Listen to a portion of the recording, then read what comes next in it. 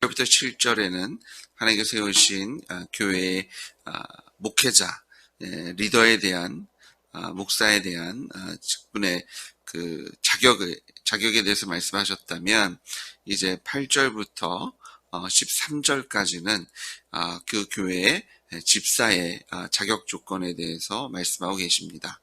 근데 시작을 이와 같이라고 말씀하십니다. 그래서 사실 읽어보시면 목회자의 자격과 집사의 자격에 별반 차이가 없는 것을 보게 되고요.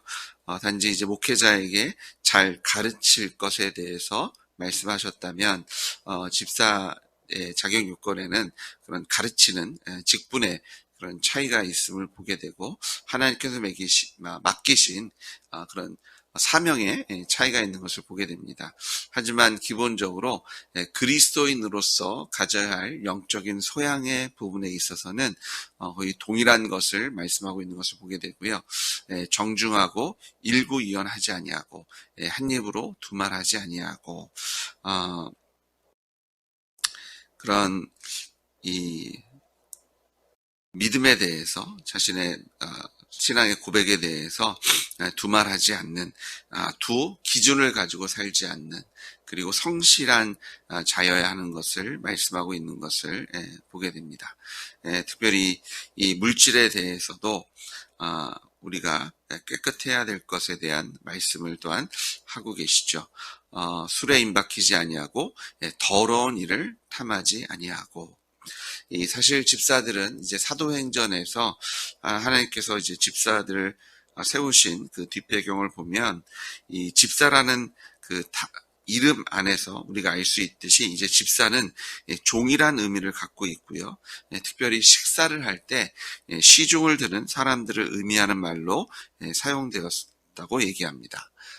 예전에 이제 교회가 집사라는 단어를 사용하기 전에 원래 의미는 종, 그리고 특별히 식사에 시중을 드는 종으로 되어 있는데, 이제 초대교회에서 이 단어를 사용하면서 섬기는 자, 봉사하는 자라는 의미로 발전되었고요.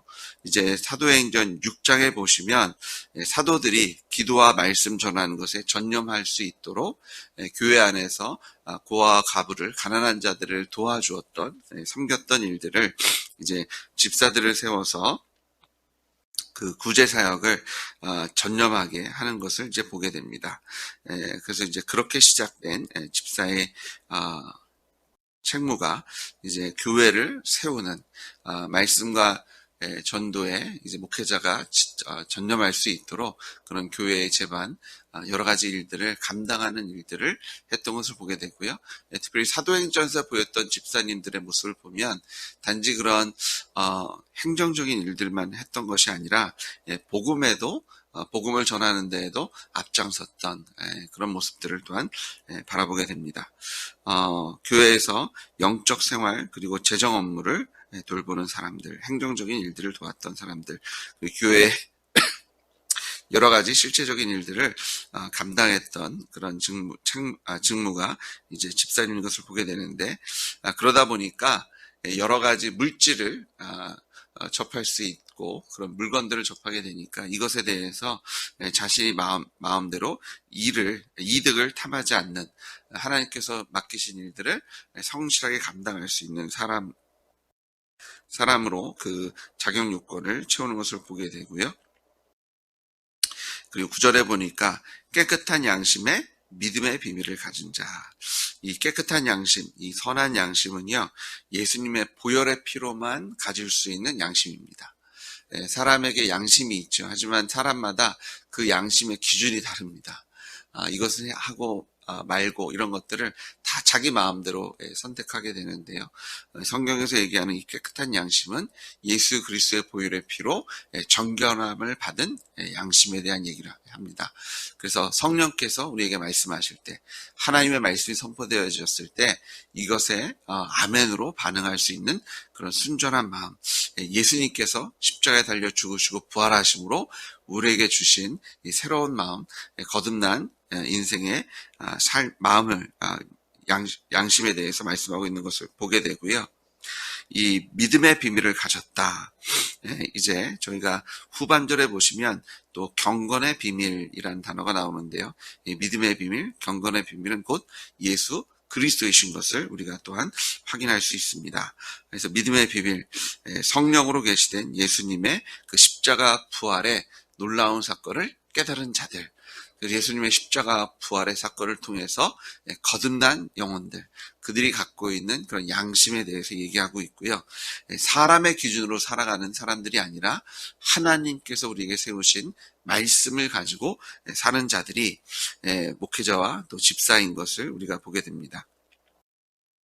근데 그냥 이렇게 사람들을 세우지 않고요. 10절에 보니까 이에 이 사람들을 먼저 시험하여 보고 그 외에 책망할 것이 없으면, 목회자들도 책망할 것이 없는 사람, 어떤 공격받을 것이 보이지 않는 사람들, 삶을 잘 절제하고, 절제한다는 것이 스스로 셀프 컨트롤, 자기가 절제하는 것이 아니라 성령께서 우리 안에 거하시는 성령의 주장하시는 것에 순종하는 사람들, 책망할 것이 없는 그런 사람들에게 직분을 맡길 것에 대해서 말씀하십니다. 목회자와 마찬가지로 갓 입교한 사람이 아니라 주변에서 확실히 점검하고 이 사람의 믿음의 고백이 일구이연, 말만 하는 자가 아니라 정말 마음으로 믿고 그 행함이 있는 자들을 하나님께서 맡기신 이런 집사의 직분을 감당케 해야 되는 것을 우리가 보게 됩니다.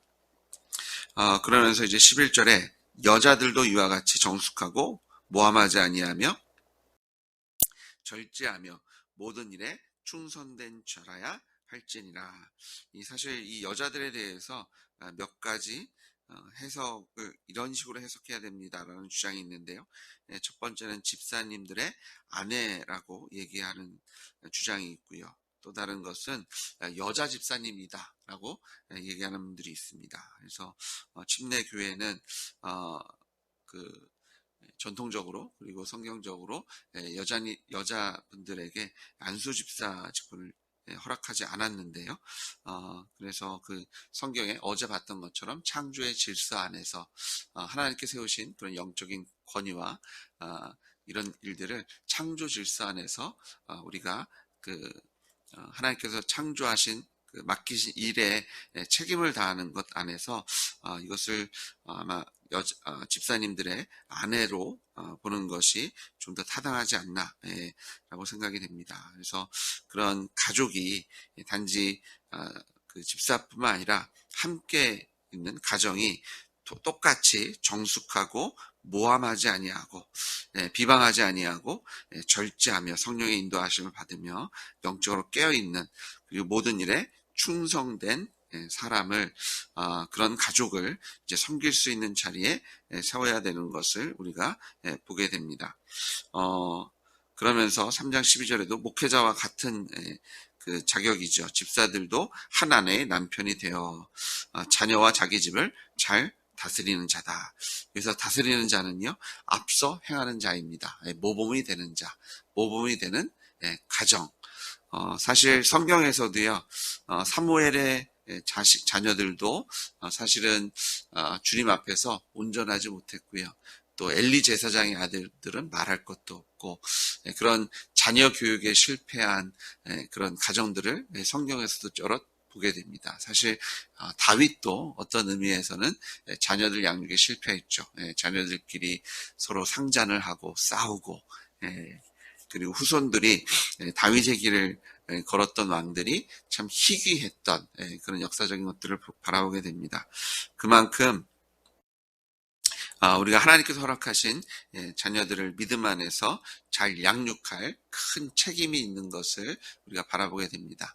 우리가 어제 보신 말씀에 보시면 가정을 잘 다스리지 못하는데 하늘가족, 교회를 잘 다스릴 수 있겠느냐라고 주셨던 말씀을 기억하셔서 우리가 먼저 예루살렘부터 땅끝까지 우리의 가정에서부터 또 우리의 지인들, 그리고 하나님께서 맡기신 이 나라 민족을 마음에 품고 섬기시는 여러분 되시길 주의 이름으로 축복합니다. 우리가 먼저 모범이 될 때 가까운 데서부터 멀리까지 예수 그리스도의 아름다운 덕이 선전되어지고 복음의 능력이 드러나게 될 줄 믿습니다. 우리가 그렇게 충성할 때 집사의 직분을 잘한 사람들은 13절에 보니까 아름다운 지위와 그리스도 예수 안에 있는 믿음의 큰 담력을 얻게 하시겠다라고 얘기합니다. 하나님께서 그런 믿음으로 더욱더 견고하게 세워지게 하실 거고, 어떤 더 높은 지위가 있는 것은 아니죠.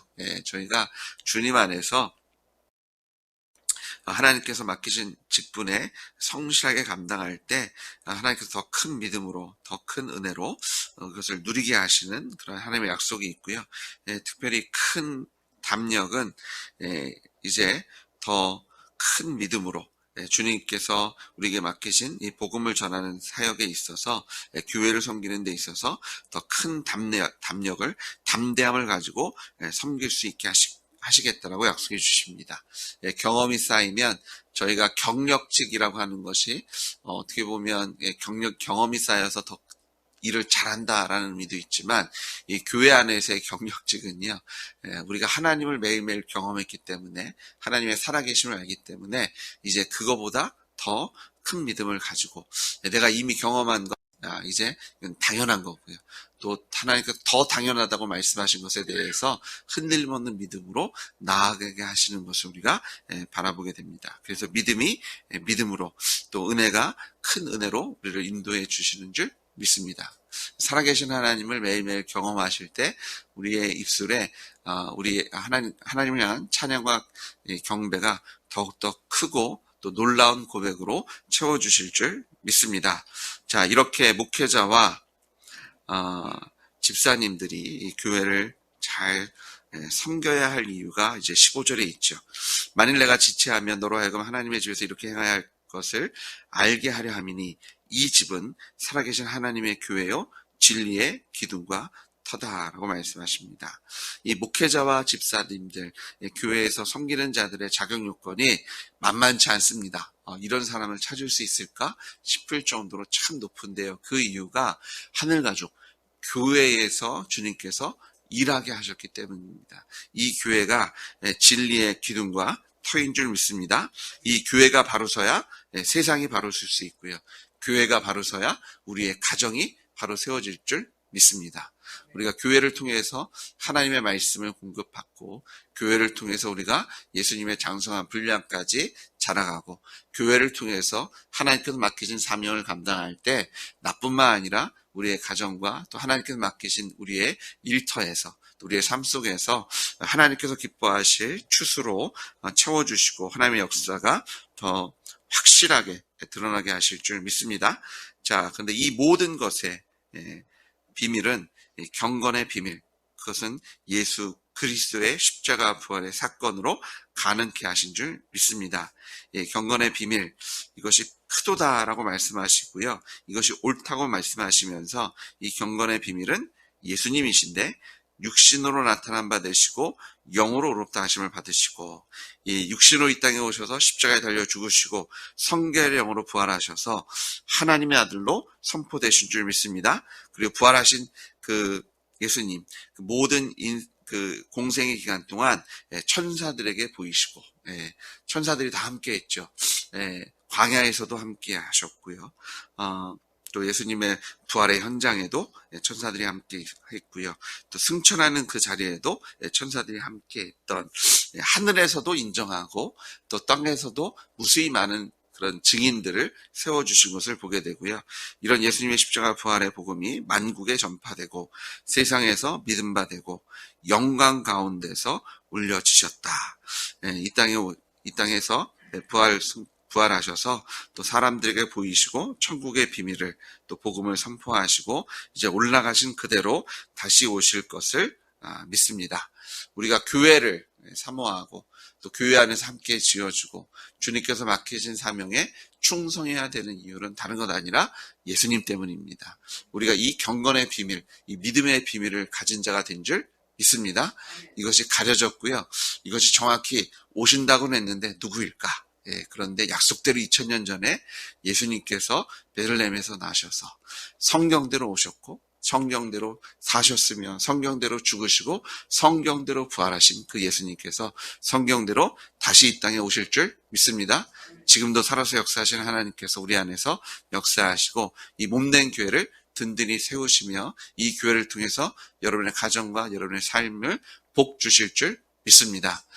교회에 충성할 때, 또 하나님께 충성하실 때 하나님께서 주시는 하늘과 땅의 복을 넉넉히 누리게 하실 줄 믿습니다. 오늘 우리의 기도를 통해서 하나님의 언약이 우리의 삶 속에 그대로 이루어지게 하실 것을 믿으시는 여러분 되시길 주의 이름으로 축복합니다. 같이 기도하시겠습니다. 주님 아버지 감사합니다. 이 경건의 비밀을 알게 하셔서 예수님의 십자가 부활의 사건이 2000년 전에 있었던 나와 전혀 상관없는 그런 일들이 아니라 우리가 예수님과 함께 십자가에 달려 죽었고 예수님의 부활에 연합한 자가 되었음을 선포하게 하시니 감사를 드립니다. 이 경건의 비밀을 소유하게 하셔서 진리의 기둥과 터가 되시는 주님께서 정말 예수님께서 우리의 주와 하나님이십니다. 하나님, 주님께서 우리로 넉넉히 이 어두운 세상에서 빛을 낼 수 있도록, 짠맛을 낼 수 있도록 아버지 하나님, 간신히 살아남는 것이 아니라 넉넉히 이기는 삶을 살게 하실 줄 믿습니다. 또한 교회를 통해서 우리를 더욱더 견고하게 세우시고 교회를 통해서 주님께서 기뻐하실 열매로 아버지 풍성히 채워주실 줄 믿습니다.